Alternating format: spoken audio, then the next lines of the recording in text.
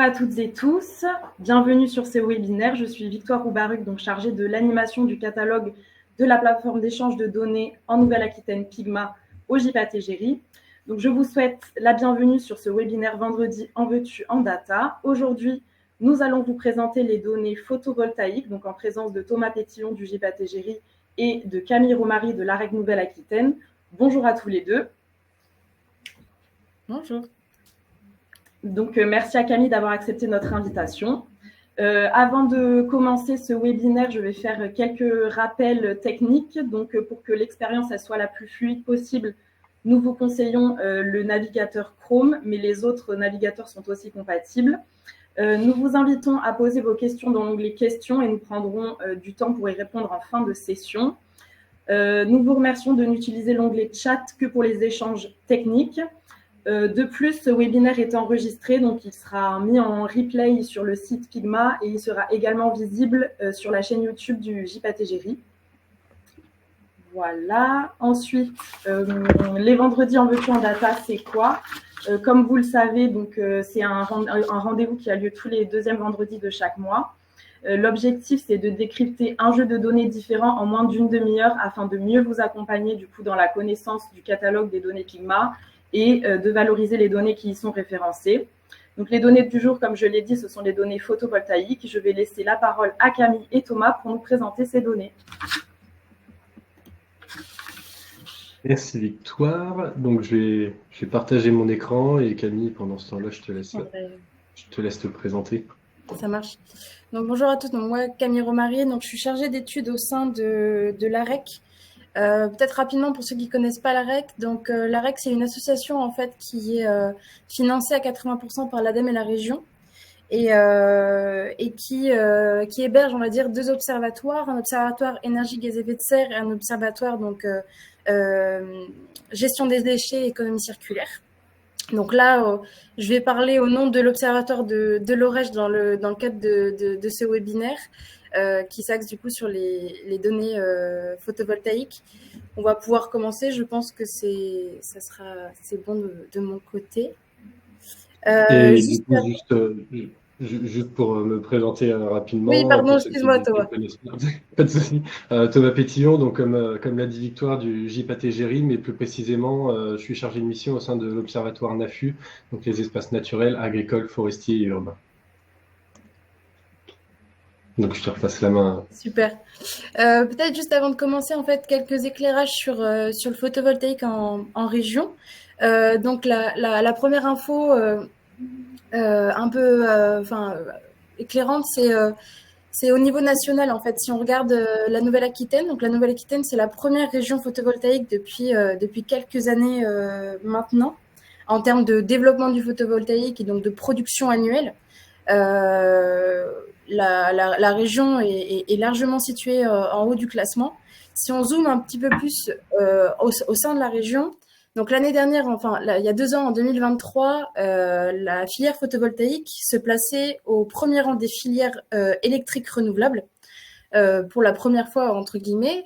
En 2024, elle se fait détrôner par la filière hydraulique à quelques petits gigawattheures. Mais le message derrière, en fait, c'est juste de comprendre qu'en termes de développement et de croissance de cette filière-là, cette filière-là ne cesse de croître en fait depuis quelques années. Un chiffre assez simple, si on regarde depuis 2015, en gros, la filière en termes de production annuelle a eu un bond de plus de 200% par rapport à ce qu'on a en chiffres en 2024. C'est des chiffres qu'on ne voit pas forcément dans d'autres filières renouvelables, mais électriques ou thermiques, même injection. Enfin, je veux dire, toute filière renouvelable, c'est l'une des filières en fait qui a le taux de croissance le plus fort. Aujourd'hui, donc en 2024, c'est 12% de la production renouvelable régionale. Et si on regarde par rapport aux objectifs du SRADET, donc le SRADET, schéma régional d'aménagement, de développement durable et d'égalité des territoires, si on regarde par rapport aux objectifs régionaux, du coup en termes de transition énergétique écologique, on voit que par rapport on va dire qu'au jalon qui était posé, en 2024, la filière atteint 54% de ses objectifs en termes de production. Donc, pour rappeler un petit peu juste, on a des objectifs pour chaque filière renouvelable en termes de production et majoritairement aussi pour ces filières-là, on a aussi un objectif en termes de puissance, donc à horizon 2030 et 2050.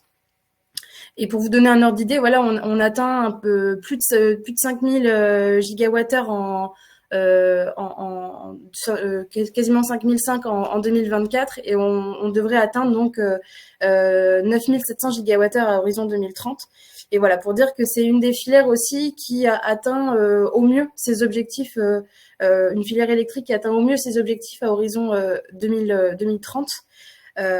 Tout ça pour dire en fait que derrière le contexte, pour revenir au contexte de l'étude, c'est que c'est une filière en fait qui demande d'avoir de plus en plus de connaissances dessus parce qu'en effet elle a un boom de développement qui est assez fort. Donc forcément on se pose des questions sur voilà comment elle se développe, quelle est la typologie des installations derrière et du coup voilà, est-ce qu'on pourrait avoir plus d'informations sur ce qu'on a au sol aussi, sur les filières au sol. On avait beaucoup de questions, donc ça amène peut-être au contexte de notre étude. Pendant que Thomas change la slide, je vais continuer. On avait du coup des problématiques justement d'avoir plus de connaissances sur ce qu'on avait, c'est-à-dire que nous, côté AREC, on va avoir de l'information qu'on met à disposition en fait chaque trimestre, où on va avoir justement des données donc à l'installation. On va avoir une information sur ce qui a été mis en service et par quel gestionnaire de réseau, la date de mise en service, etc. Et chaque année, par contre, on va avoir du coup, on va consolider l'information pour avoir du coup une donnée de production annuelle qu'on va consolider. Donc ça, c'est la donnée qu'on tire à partir du registre national des installations d'électricité, production et stockage qu'il y a sur l'open data d'Audrey. Et qu'on consolide en fait à l'aide des informations des gestionnaires de réseau qu'on peut recevoir. Et donc du coup, on va donc consolider ces informations là pour pouvoir avoir, on va dire, une ligne, une installation, un code unique auquel sont référés du coup tout ce qui va être information en termes de production, donc comme je disais, de puissance, de date de mise en service, le gestionnaire de réseau associé, voilà tout un tas d'informations. Mais pour autant, en fait, on n'avait pas d'informations sur la localisation précise, si ce n'est la commune sur laquelle l'installation était implantée. Et on n'avait pas d'informations non plus sur quel était le type, le type d'installation. Et donc, du coup, je laisse peut-être la parole à Thomas pour parler de la problématique côté observatoire NAFU et comment on a réussi à faire synergie. Merci Camille, désolé pour ce petit plantage, j'ai perdu Internet, donc j'ai pas pu suivre la dernière minute. Effectivement, nous de notre côté, depuis 2019, le photovoltaïque, c'est une thématique qui intéresse l'Observatoire NAFU et notamment nos copilotes. Donc on s'y est intéressé, on a produit historiquement une première localisation des sites photovoltaïques majeurs avec un état de l'art de 2018. Le sujet a intéressé, donc on l'a intégré sur le millésime 2020 au sein de la cartographie de l'occupation du sol. Et ensuite, on s'est dit que d'un côté, l'AREC avait des informations sur la production et une prélocalisation à la commune. De notre côté, on a une géolocalisation précise, mais on n'a pas d'informations métier. Donc l'idée, c'est de pouvoir fusionner les deux bases de données pour en créer une toute nouvelle qui apporte de nouvelles informations. Donc c'est pour ça que de notre côté, on a entre guillemets des indicateurs de mutation du territoire, notamment donc une localisation précise. Les surfaces photovoltaïques ont été réimputées sur les autres millésimes de l'OCS. On va donc avoir accès à une surface d'installation en Nouvelle-Aquitaine, et par département et par commune également. Et on a accès également à une typologie des installations qui est liée tout au travail que l'on réalise avec l'AREC dans le cadre de ces travaux. Et de l'autre côté, du coup, je ne sais pas si tu en as parlé par rapport à... Si, j'en ai un peu parlé, mais du coup, je vais peut-être faire le lien avec tout ce qui est méthodologie de suivi. Donc, par rapport à ce que je disais avant, donc comme je ne vais pas répéter toutes les informations qu'on avait à disposition, mais l'information clé qui nous permettait ensuite de passer juste d'un état des lieux à un suivi, parce que c'est quand même plus intéressant de pouvoir justement faire suivre sa méthodologie dans le temps et de pouvoir ajouter les nouvelles années.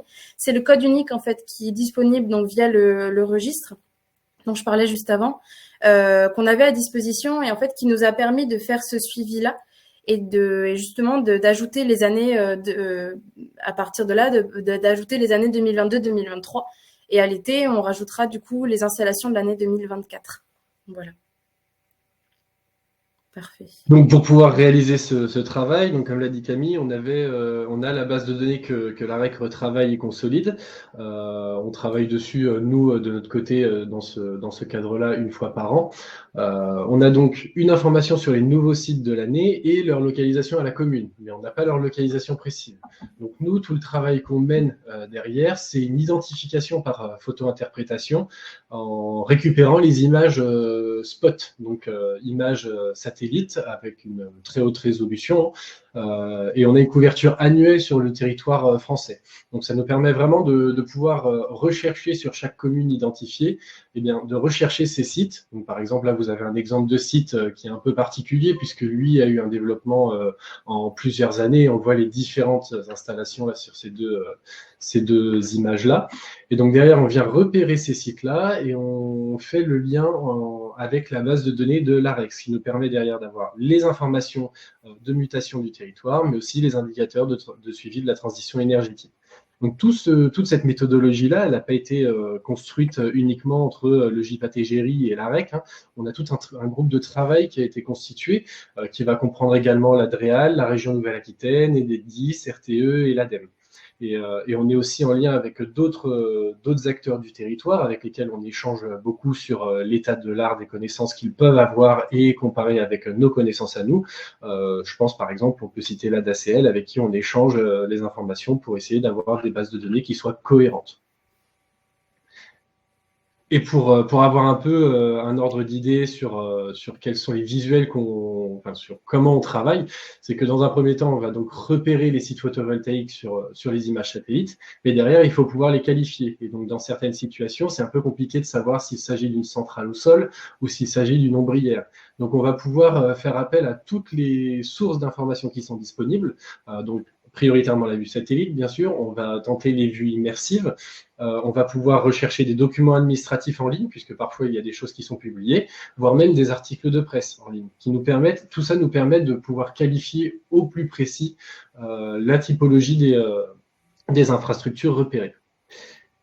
Et donc pour la valorisation, là je repasse la main à Camille sur les premiers résultats. Ouais, pour avoir une petite visualisation des premiers résultats et de ce qu'on peut en retirer de manière globale. Hein. Ce qui est intéressant, c'est de voir que donc là vous avez la production photovoltaïque, toute installation donc de noter. Ce qui est intéressant de voir, c'est que jusqu'à présent, les installations de plus d'1 mégawatt représentaient quasiment 70% de la production photovoltaïque en région. Et du coup, quand on regarde quelle est la typologie de ces installations-là, on se rend compte que plus de 80% de celles-ci sont au sol.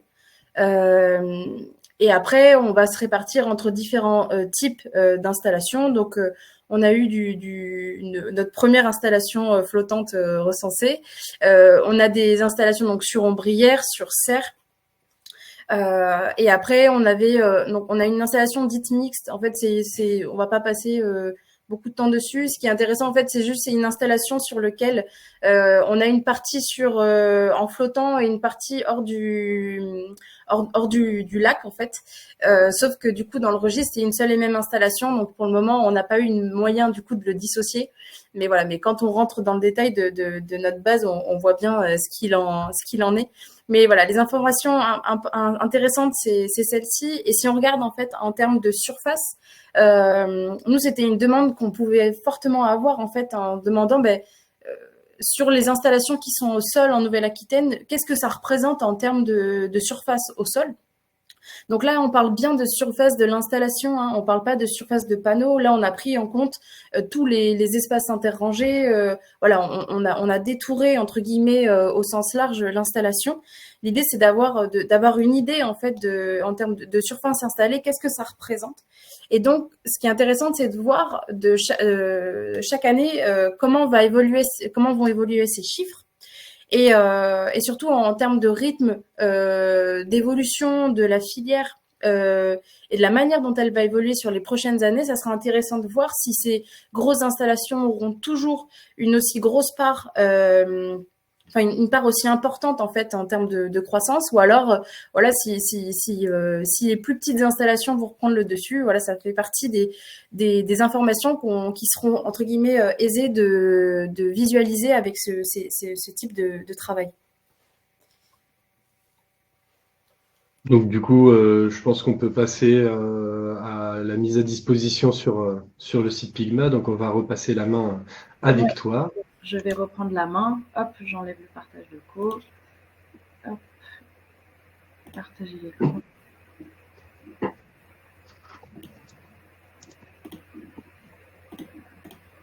Est-ce que vous voyez bien mon écran? Pas encore. Pas encore. En tout cas, de mon côté. Et là, normalement, ça devrait être bon. Ça arrive. C'est bon. Ok, donc je vais me connecter du coup au catalogue Pigma.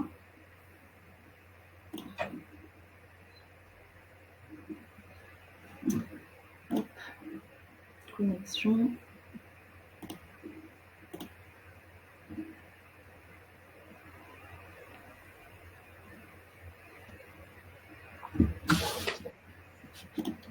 Donc, je vais taper photovoltaïque.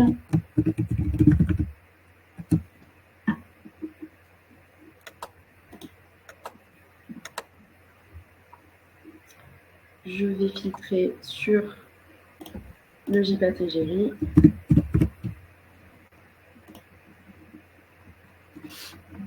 Voilà. Donc en fait, on a sur le catalogue Pigma, on a deux types de jeux de données photovoltaïques. On a les données en version ponctuelle, donc ça correspond au site photovoltaïque au sol. Et donc c'est une donnée qui est en open data, mais il n'y a pas de prévisualisation qui est possible. Et on a une donnée qui est dite surfacique, donc ça correspond au site photovoltaïque majeur, mais pas uniquement au sol, donc les ombrières par exemple, comme ça a été cité précédemment. Et donc là, il y a une visionneuse qui est accessible à tous pour voir ce que représente la donnée. Donc, à Victoire, apparemment, on a perdu le partage d'écran. Ouais. Ah. Oui, ça a bloqué sur le... Là, c'est bon. Ouais, c'est bon. Ouais, c'est bon. Parfait. Merci.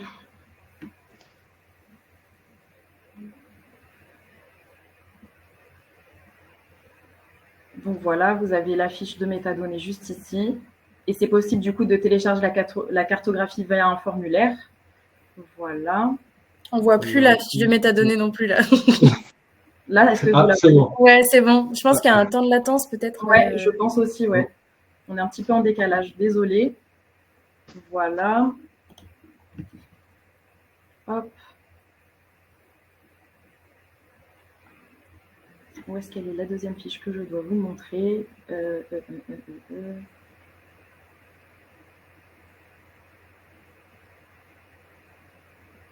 Elle est là. Est-ce que là c'est bon? Normalement vous voyez le partage d'écran. Chargement court. Ouais. Site photovoltaïque majeur. Donc là il y a une possibilité de prévisualiser la donnée. Juste ici. Voilà.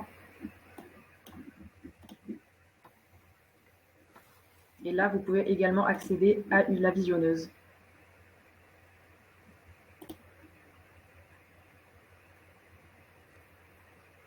Est-ce que vous voyez toujours mon écran? Oui.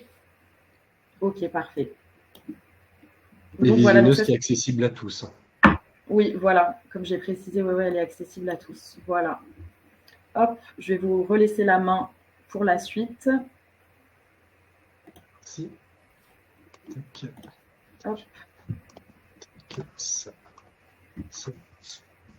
Donc là, normalement, vous devriez voir mon écran. Alors, en termes de valorisation, on va avoir entre guillemets deux axes. Donc, comme l'a déjà mentionné Victoire, on a ces deux types de cartographie qui existent. Donc, on a la cartographie la plus complète qui est la cartographie surfacique, mais historiquement, comme on travaillait également sur les sites au sol et que c'est une thématique qui intéresse aussi de façon spécifique, on a conservé ces travaux de production d'une cartographie des sites photovoltaïques au sol. Et donc là, comme vous pouvez le voir, on a du coup un suivi année par année maintenant de l'évolution du photovoltaïque au sol. Donc là, on a une mise en page cartographique visuelle qui est accessible à tous. Et toutes les données sont également trouvables sur le site de l'Observatoire NAFU. Donc je vais vous montrer rapidement. Sur le site de l'Observatoire NAFU, en fait, on a un onglet dans outils, dans les données NAFU, on a le photovoltaïque au sol avec la cartographie actuelle. Donc, vous pouvez retrouver le dernier millésime, les informations pour pouvoir télécharger les notes méthodologiques et pouvoir télécharger les données via la plateforme Pigma ou un formulaire, et des informations sur l'historique de cette cartographie. Et donc, je vais repasser la main à Camille pour la deuxième partie de valorisation. Super. Je pense qu'on va pouvoir aller directement sur le site de l'Orège, Thomas. Mais l'idée, en fait, c'est à partir du site, donc sur notre site de data visualisation. Ici, vous allez avoir plus simplement en fait des données, de la visualisation, on va dire clé en main. Comme j'ai pu vous présenter un peu en début de webinaire. Donc là, par exemple, on arrive sur le site de data visualisation de l'Orège. Donc juste très rapidement, pour ceux qui connaissent pas, si vous voulez avoir accès, par exemple, à tout ce qui est documents méthodologiques, etc., ça sera sur le bandeau de gauche, le bandeau violet. Voilà, sans y aller, juste sur le petit rouage, etc. Vous avez aussi accès, mais on en parlera peut-être juste après, mais on met aussi, donc j'en parlais en début de webinaire aussi, on met aussi à jour un tableau trimestriel en fait de suivi du photovoltaïque, où ici vous retrouverez en fait tout ce qui est information au département en fait sur tous les trimestres sur le rythme d'évolution des nouvelles installations, des puissances installées. Et en fait, quand vous allez du coup sur le bandeau principal sur énergie renouvelable et photovoltaïque, vous retrouvez en fait vous retrouvez en haut de page donc les petits chiffres clés un peu sur la filière photovoltaïque que j'ai pu vous présenter, le suivi aussi de la production en fonction des objectifs donc du SRADET qu'on a au horizon 2030-2050. Et en fait, quand on descend, donc il faut savoir que sur le site de data visualisation, c'est principalement des données, on affiche principalement des données au département et à la région. À part dans le cas de nos cartographies, là, on va avoir de la donnée à la commune ou à l'installation. Et donc là, si on voit, super tuto, Thomas. Si vous double-cliquez du coup sur les départements, vous pouvez les sélectionner en fait uniquement. Et sinon, vous pouvez, on va dire, les enlever de votre analyse en cliquant simplement. Pour nous faire apparaître, j'en sais rien, moi, que les départements anciennement Poitou-Charentes ou anciennement Aquitaine, que sais-je.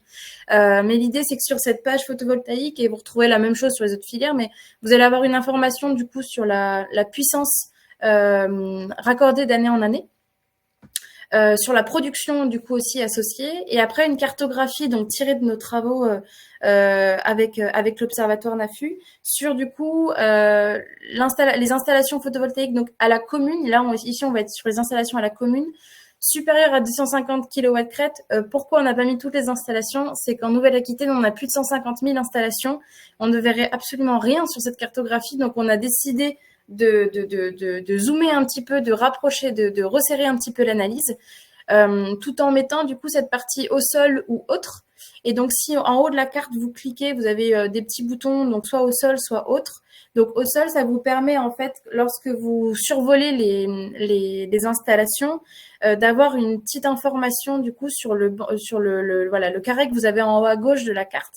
Vous allez avoir du coup le total d'installation qui va être de puissance qui va être installée au sein de la commune et la surface associée lorsque, donc là on parle bien d'installation au sol. Et donc cette information là est agrégée par commune. Voilà. Si on va plus en bas de la page, vous allez retrouver, du coup, j'en parlais juste avant, la page sur le tableau de bord trimestriel, où là, en fait, c'est une information qu'on met à jour, donc lorsqu'on traite l'information justement par les gestionnaires de réseau, de tout ce qui a été mis en service lors du dernier trimestre et tout ce qui est en file d'attente. Donc les files d'attente, c'est les installations donc pour lesquelles des conventions de raccordement ont été signées avec les gestionnaires de réseau, mais qui du coup ne sont pas encore en service. Et l'information intéressante, c'est celle-ci, c'est voilà, si on en vient à entre guillemets additionner tout ce qui est en attente et tout ce qu'on a en service, on peut voir par exemple voilà, là c'était l'information au dernier trimestre, il me semble, fin 2024. On voyait qu'en fait la puissance totale atteindrait en fait les objectifs SRADET quasiment. Si toutes les informations en file d'attente venaient être mises en service. Donc c'est intéressant, bien sûr, tout ce qui est en file d'attente ne sera pas forcément mis en service, mais c'est intéressant de voir derrière, on voit un peu la dynamique qu'il y a derrière en termes de développement de la filière. Voilà. Eh bien, on a fait un bon tour de présentation des travaux et des productions. Oui, je vois que ça a suscité beaucoup de questions. Alors, il y a Emmanuel Bestot qui nous demande « La base intégrera le distinguo parc photovoltaïque et agrivoltaïsme ». Eh ben, c'est un sujet du moment, on va dire, parce qu'effectivement, l'agrivoltaïsme est en fort développement et en plus, à l'heure actuelle, il y a un cadrage réglementaire qui existe. Le souci, c'est l'accès à la donnée qu'on peut avoir. Nous, l'objectif, c'est de pouvoir produire des infos qui soient homogènes à l'échelle du territoire de la Nouvelle-Aquitaine. Donc, pour avoir accès aux informations qui permettent de préjuger ou non du côté agrivoltaïsme d'un site, il faut qu'on puisse avoir accès à cette donnée-là de façon homogène sur tout le territoire. Mais si je loupe quelque chose, Camille, je te laisse compléter. Mais de toute façon, c'est un sujet qu'on traite au sein du groupe de travail, qui est pas simple, puisque à l'heure actuelle, on n'a pas de remontée officielle ou homogène sur tout le territoire de la Nouvelle-Aquitaine pour pouvoir accéder à cette information. Mais on aimerait pouvoir l'intégrer, parce qu'effectivement, c'est très intéressant. Notre base est prête pour, en tout cas. Ensuite, on va avoir d'autres questions. Je vois une question de Marc Dupont. Quel est le fournisseur d'imagerie satellite qui a une mise à jour annuelle de toute la France ? On récupère en fait ces informations-là via l'OpenSpot de Dynamis. Donc maintenant c'est OpenSpot Dynamis, donc c'est le dispositif national de mise à disposition des images satellites avec lequel on travaille, qui est à destination des acteurs majoritairement, historiquement publics, mais aussi privés possiblement.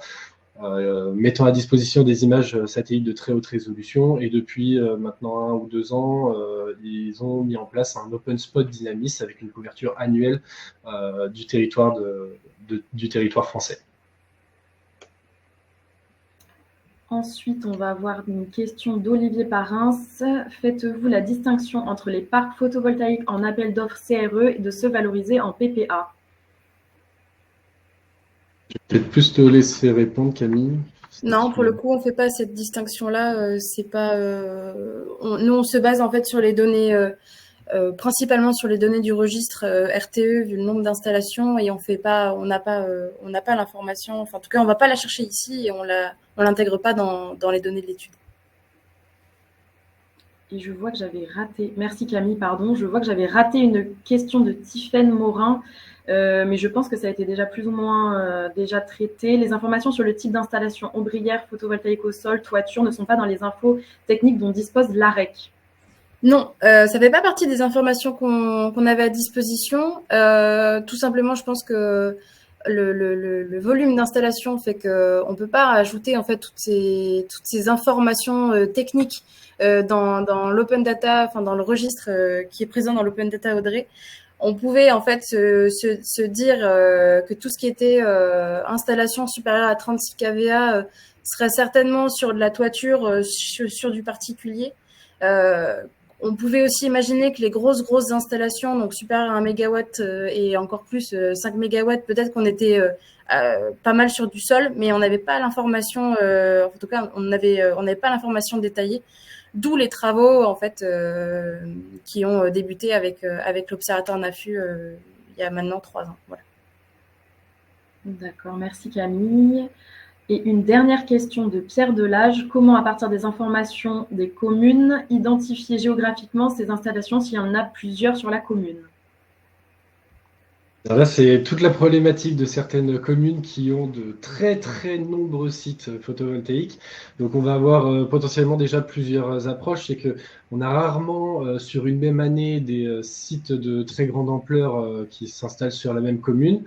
Ça a pu arriver, et donc là, on a eu cette situation. Donc, la première idée, ça a été en gros, on a une typologie de rattachement entre les deux bases qui est réalisée.